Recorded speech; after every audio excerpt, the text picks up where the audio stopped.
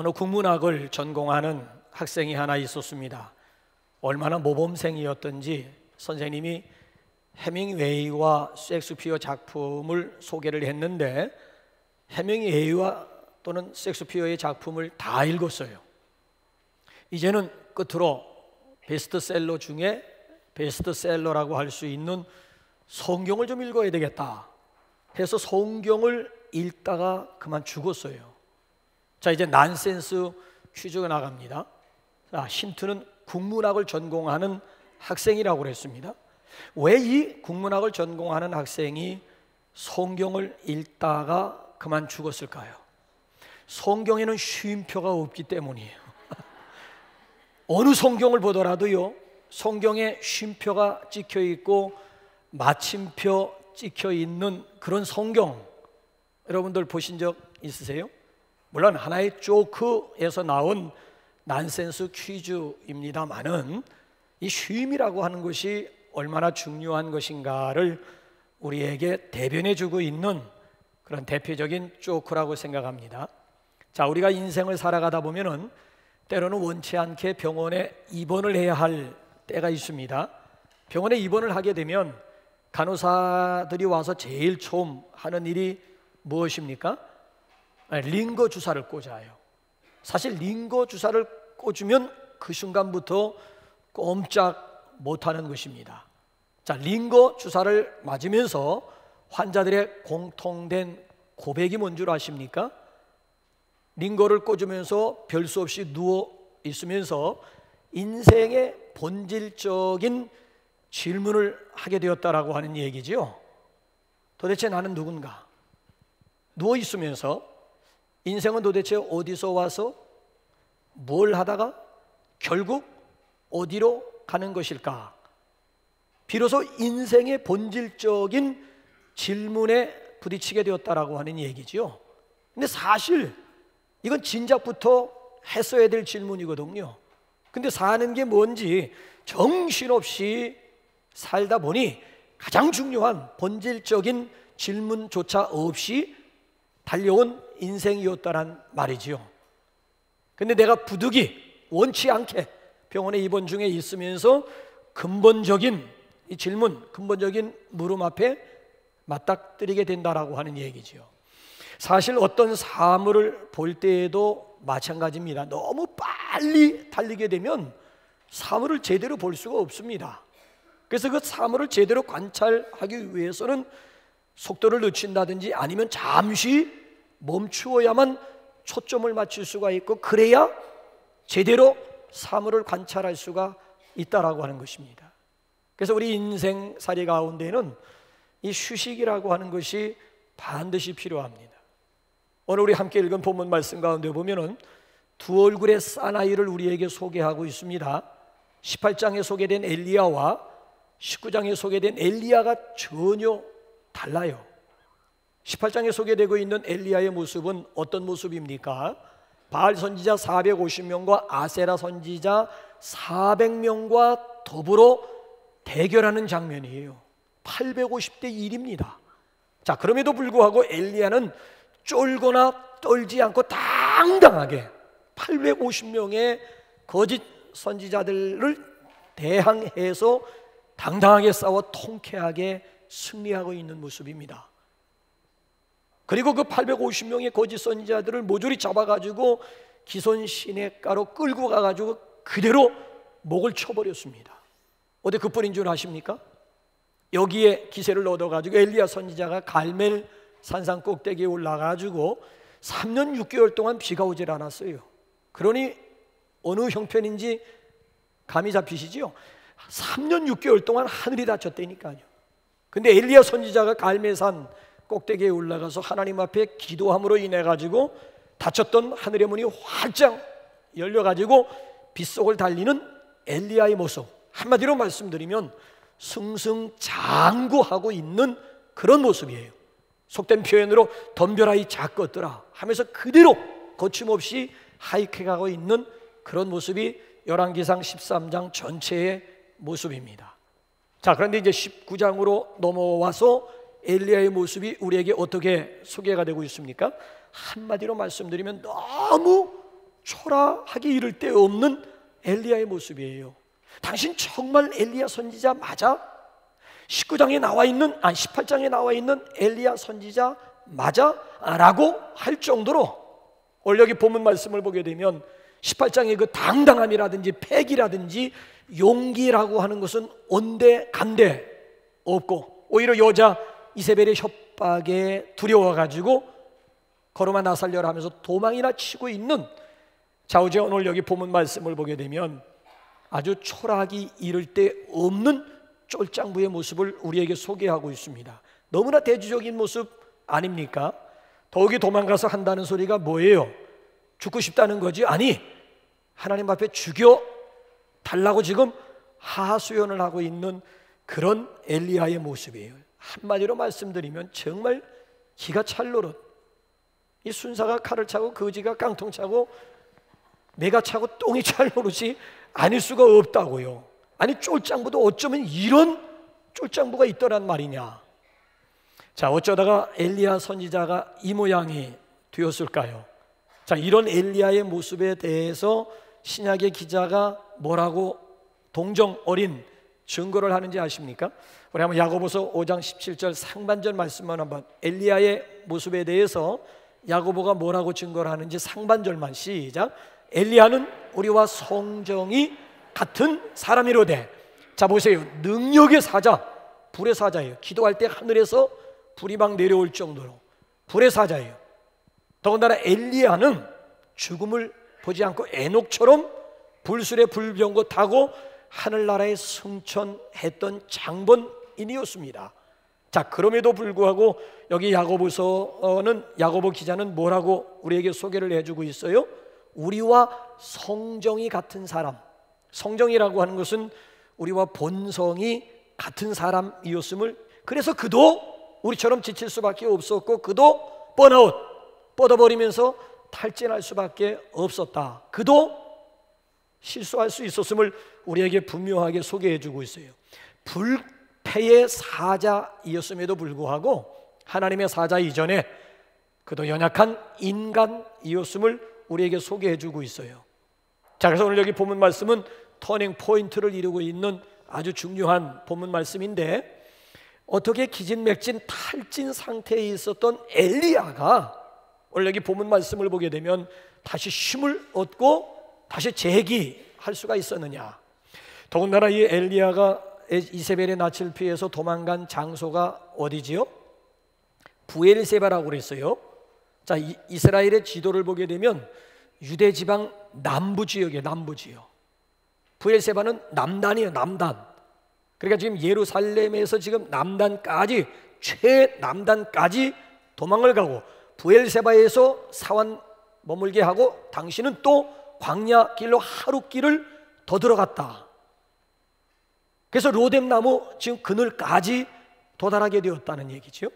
로뎀나무는 어떤 것인가 하면은 우리나라 나무로 비교를 한다면은 옛날에 빗자루 만들어 쓰던 쌀이나무들 혹시 아세요? 시골 출신들은 쌀이나무가 옛날에 다 쌀이나무 베어가지고 빗자루 만들어 쓰러지. 그러니까 이스라엘의 로뎀나무와 우리나라의 쌀이나무하고 비교하면 거의 비슷하게 맞아 떨어지게 됩니다. 그 로뎀나무 그늘 아래에서 탈진했던 엘리야가 다시 힘을 얻게 되었다.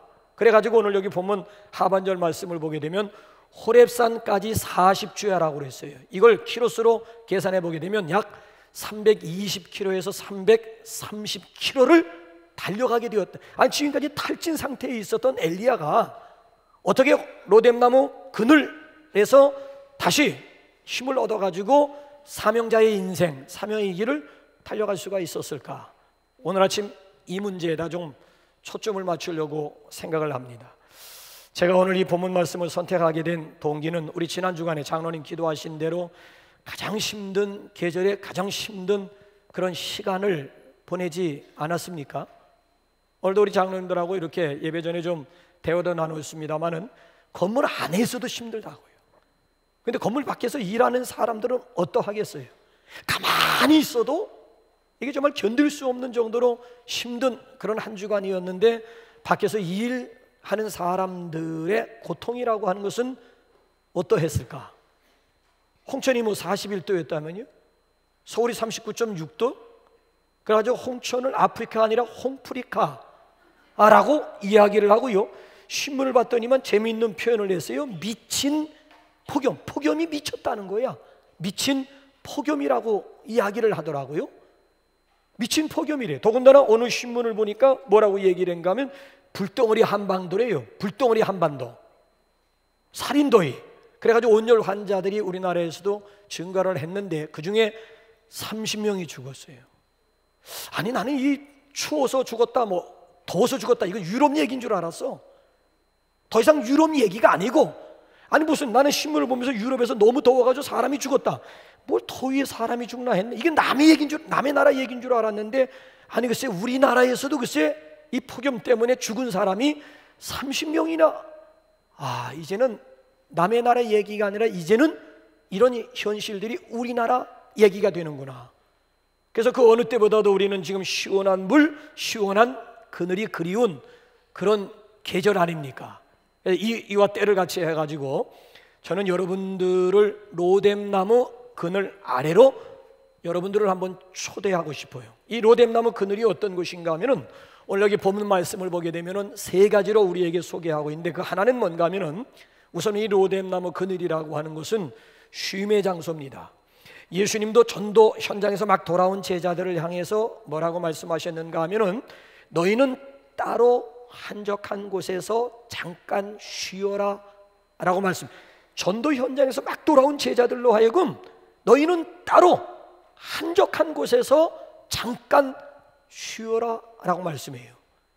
그러니까 사람에게는 한적한 곳 따로 있어야 된다라고 하는 얘기예요. 그러니까 쉼의 시간, 쉼의 장소가 있어야 된다는 거예요. 다시 말씀드리면 로뎀나무에 그늘이 있어야 된다라고 하는 얘기입니다. 반드시 로뎀나무에 그늘이 있어야 된다는 거예요.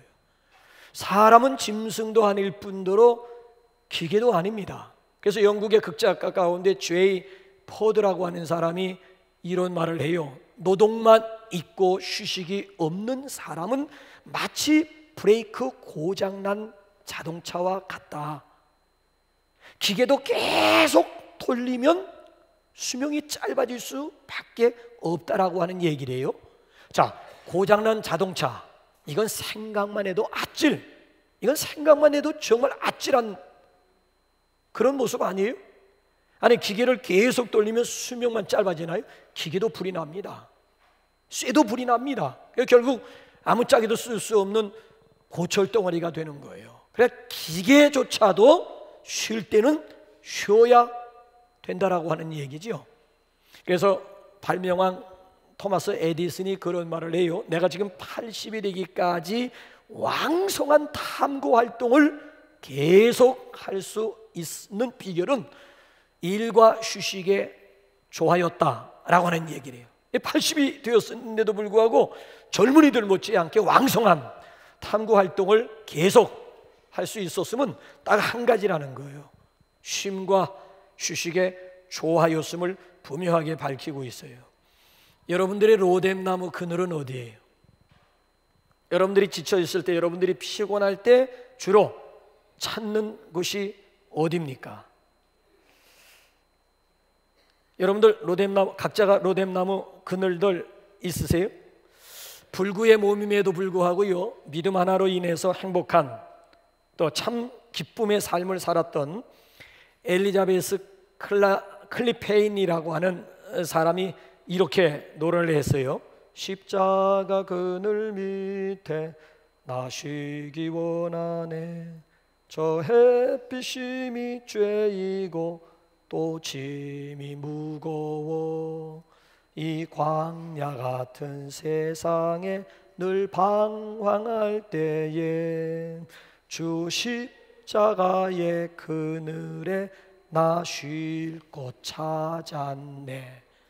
저 십자가의 그늘 밑에서 나 쉴 곳 찾았네. 이 광야 같은 세상, 늘 방황할 때에 저 십자가의 그늘 밑에서 나 쉴 곳 찾았네. 그러니까 이 쉼과 휴식이라고 하는 것은 가진 사람들의 사치가 아니라는 거예요. 우리 내면 세계의 질서와 영적인 성장을 위해서는 반드시 필요한 하나의 과정이라고 하는 얘기. 그래서 성경 말씀을 읽어보시면 일하라라고 하는 명령과 함께 동일하게 쉬어라 라고 하는 것도 명령, 하나님의 절대 명령으로 소개가 되고 6일 동안 힘써 우리는 일해야 되는 것으로 알고 있지만 쉬라고 하는 것, 안식하라고 하는 것도 동일한 하나님의 명령이라고 하는 거예요. 그래서 여기 보면 로뎀나무 그늘이라고 하는 것은 우선 쉼이 있는 것이로구나. 자, 두 번째로는 재창조가 있는 것입니다. 내 앞에도 지금 악보가 지금 여기 복사되어 놓여 있습니다만은 악보를 보게 되면 반드시 거기에는 쉼표가 있어요. 쉼표. 왜 악보에 쉼표를 그려 놓는 것일까요? 폼입니까? 아니면 쉼표 자체에 의미가 있고 목적이 있는 것입니까? 아니잖아요. 노래를 더 아름답게, 노래 되게, 노래를 더 잘 부르도록 하기 위해서 적절한 때에 쉼표를 찍어 놓는 것 아니겠습니까? 우리나라의 고속도로 화장실 문화는 세계적입니다. 세계 여러분 돌아다녀 봐도 우리나라 화장실처럼 깨끗한 나라는 없습니다. 화장실로 따지면 세계 인류입니다. 자, 고속도로를 달리다 보면 일정한 그 구역마다 반드시 휴게소가 있게 마련이에요. 휴게소가 있는 이유가 뭐예요? 호두과자 사 먹으러 들어가는 곳입니까? 아니에요. 호두과자가 목적이 아니고요, 피곤한 운전자들로 하여금 잠시 쉬면서 더 안전하게, 더 완벽하게 운전하도록 하기 위한 목적하에 휴게소가 있는 거예요. 전반부 후반부 경기를 할 때에도 중간에 반드시 휴식 타임이 있는 이유는 뭐예요? 선수들로 하여금 더 잘 뛰도록 하는 데 있어요. 아무리 여러분 비싼 활이라고 할지라도요, 경기 시합이 딱 끝나게 되면 그 화살의 줄을 늦추게 되어져 있습니다. 계속 팽팽한 채로 시합했던 그 활 그대로 보존하게 되면 탄력성을 잃어버리게 되어서 결정적인 순간에 실수하게 되어져 있다니까요. 사도 요한은요 98세까지 에베소에서 사역을 했어요. 98세까지, 그 당시 98세까지 장수하면서 사역을 했어요. 근데 이 사도 요한의 취미생활이 뭐였는가 하면 비둘기하고 노는 것입니다. 비둘기를 몇 마리 키우면서 비둘기하고 시간 보내는 거예요.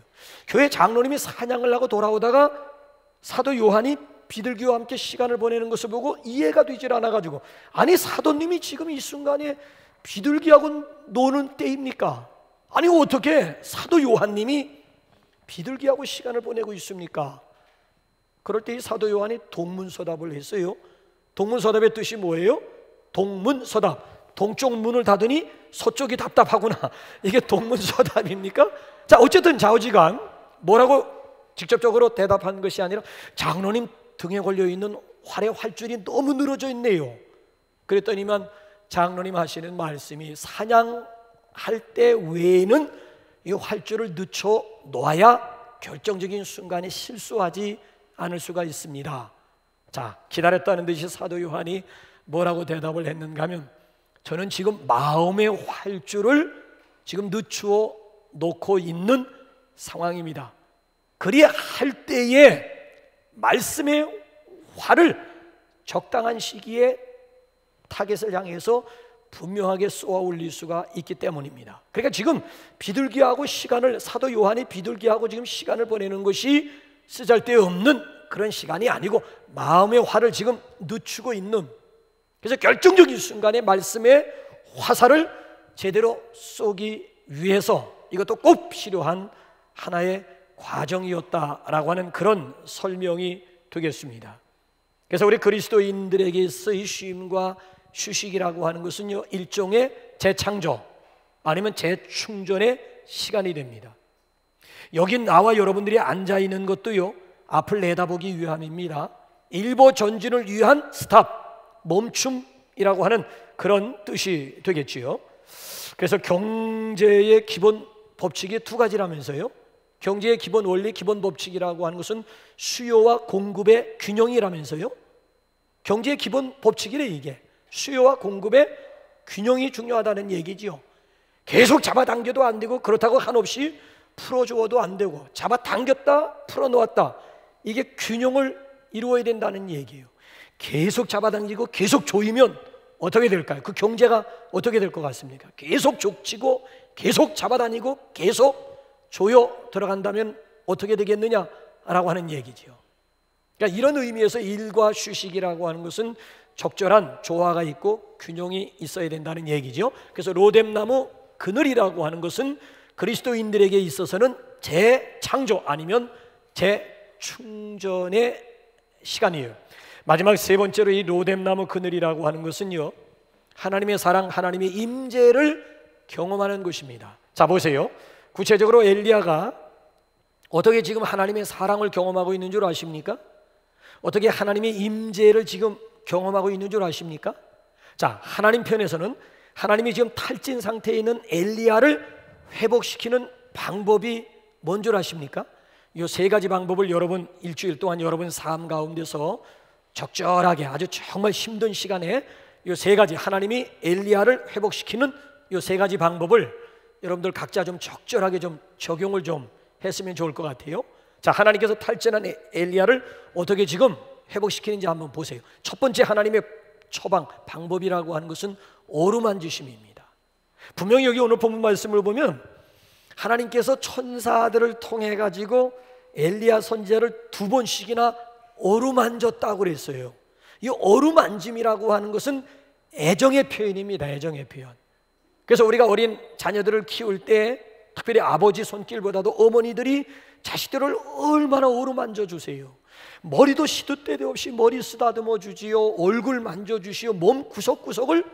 이게 왜냐하면 어린 아들을 향한, 어린 딸들을 향한 부모의 마음, 애정이 손끝 가운데 있다라고 하는 얘기지요.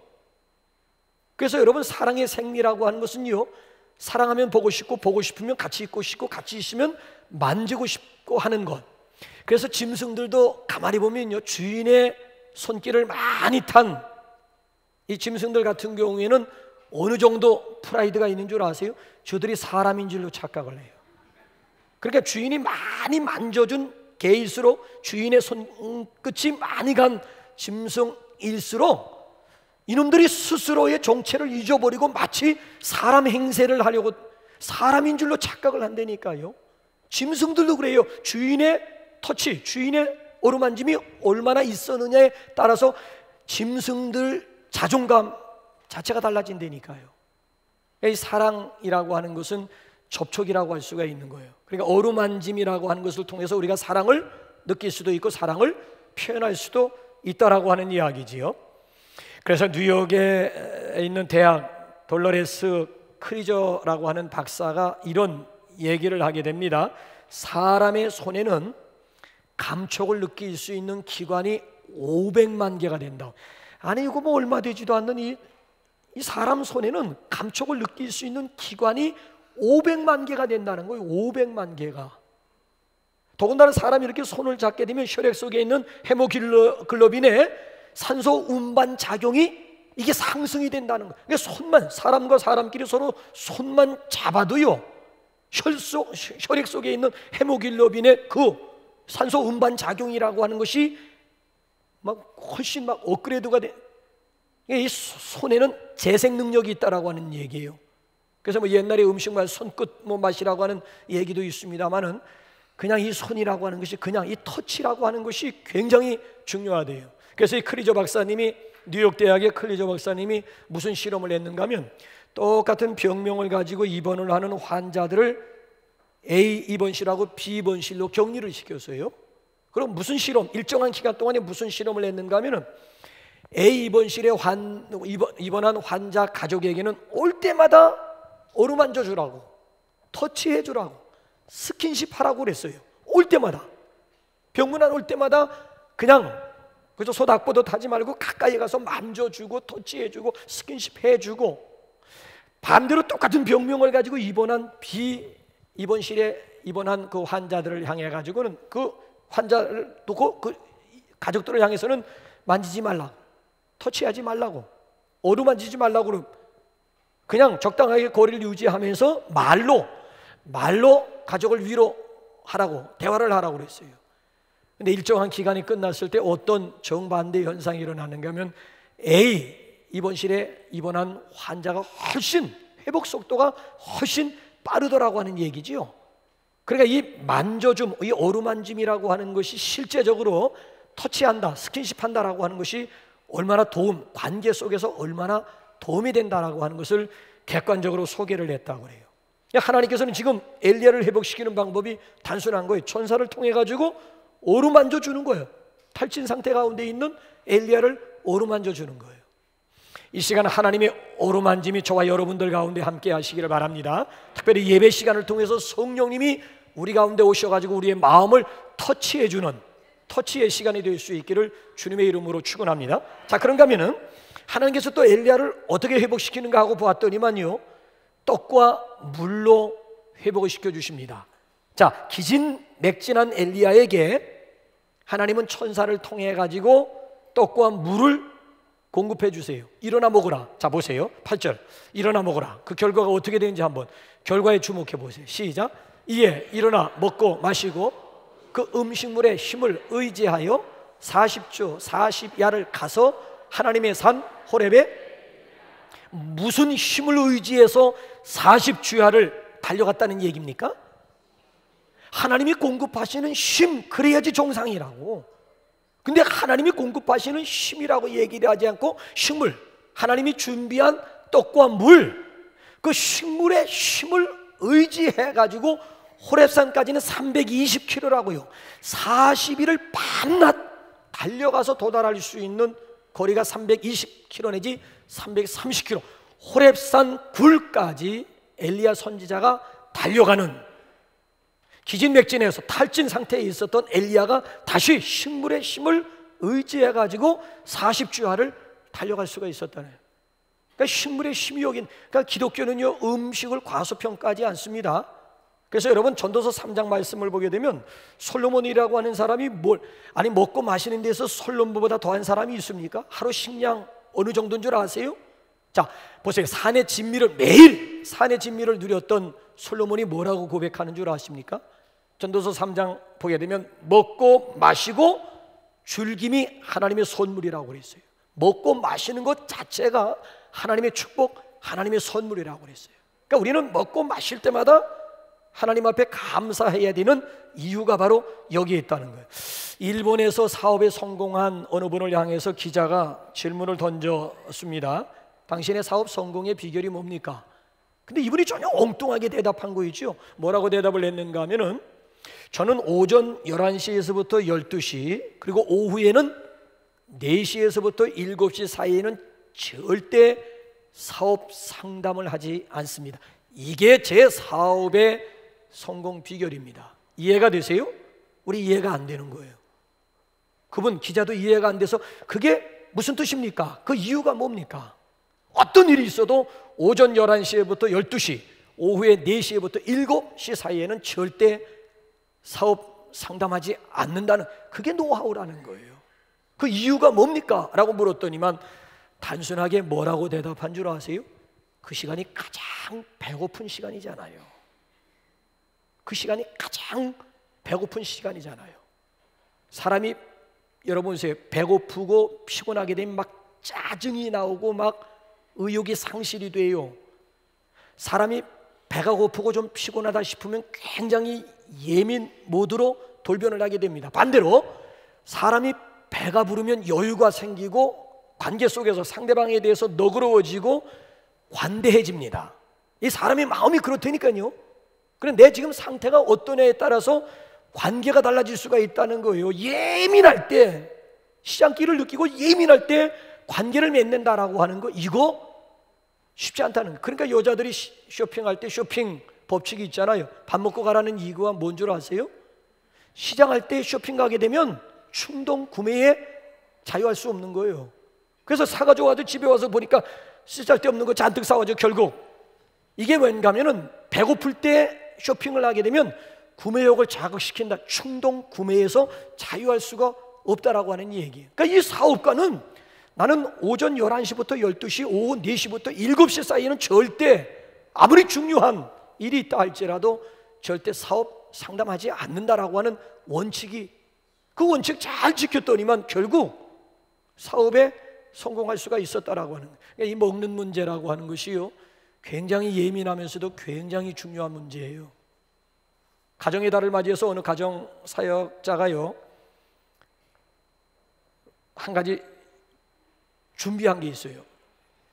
가정 안에서 부부 간에 또는 부모 자식 간에 제일 말다툼이 일어나는 시간대를 연구를 한 거예요. 가정 사역자니까 가정 안에서 말다툼, 싸움이 부부간이든 아니면 부모와 자식 간이든 말다툼 아주 어느 시간대고 봤더니만 점심시간 전과 저녁시간 전으로 참 묘하게 지금 일본의 사업가하고 지금 묘하게 지금 뭔가 공통 분모가 여러분 발견이 되고 있지요.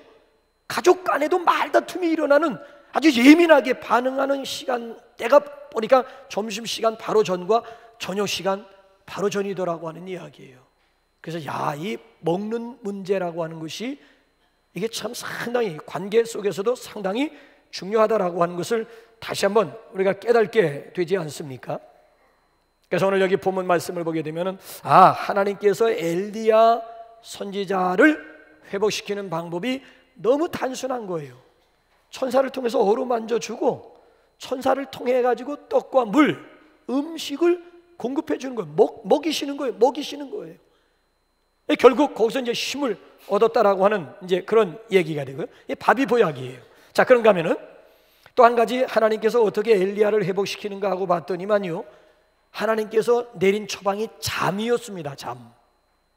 극도로 지금 지쳐있는, 번아웃 되어 있는 엘리야를 하나님께서 회복시키는 방법은 푹 잠자게 만든 거예요. 두 번씩이나 오늘 본문 말씀을 보면 두 번씩이나 엘리야를 푹 재우고 계시는 하나님의 모습이에요. 어느 정도 푹 잠들었는가 하면 천사가 와가지고 엘리야 선지자를 깨울 정도로 하나님께서 엘리야 선지자에게 뭐를 주셨다? 잠을 주셨다라고 하는 얘기예요. 하나님께서 우리에게 밤을 주신 목적이 어디에 있는가 하면 잠을 통해 가지고 회복입니다. 회복. 몸도 마음도 지친 영혼이 다시 회복한. 그래서 저녁에 굉장히 피곤했다가도 꿀잠 자고 일어나게 되면 몸이 아주 거뜬하게 밤을 통해서 다시 정상적인 바이오 리듬을 회복하게 되었다라고 하는 얘기가 되지요. 이 잠이라고 하는 것이 굉장히 중요해요. 성경을 읽어보게 되면 2980명 정도의 인물들이 나오는데요, 그 인물들 중에서 파란만장한 우여곡절 인생을 산 사람의 대표가 누굴까? 라고 질문한다면 저는 다윗을 소개하고 싶어요. 시편 150편까지 거의 다윗의 작품들이 그냥 평상시에 평화로울 때 시편이 기록된 적이 없습니다. 다 이런 우여곡절 파란만장한 시간마다 고비를 겪으면서 눈물로 쓴 편지, 눈물로 쓴 서신이 이게 시편이거든요. 여러분, 다윗의 일생 가운데 반평생을 도망자로 살았다면 믿으시겠어요? 사울 왕이 다윗 잡아주기 위해서 군사 3,000 일으켰다니까 체포조만 해도 3,000명.